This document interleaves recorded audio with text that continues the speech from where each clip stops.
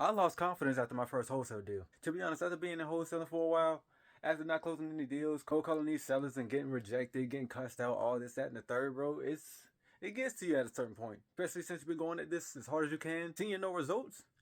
It's gonna do something. But one time you get to the point where you start closing multiple contracts, but at some point there's a time when you start getting deals on the contract. But the thing is, they just won't seem to close, and you start wondering to yourself, what am I doing wrong? And honestly, I've thought the same thing. I've had at least 5 or 6 or 7 or 8 or 9.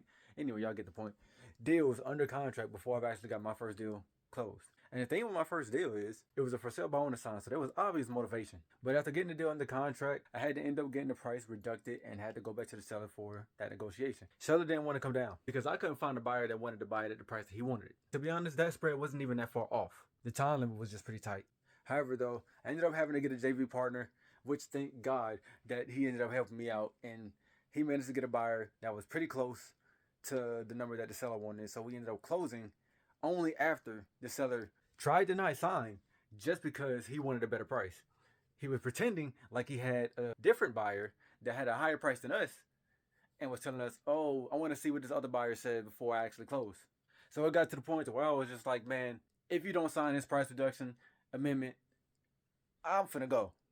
I'm done. I don't care. Because I was so tired of this BS the seller was putting me through. So I was just like, F it. I'm done.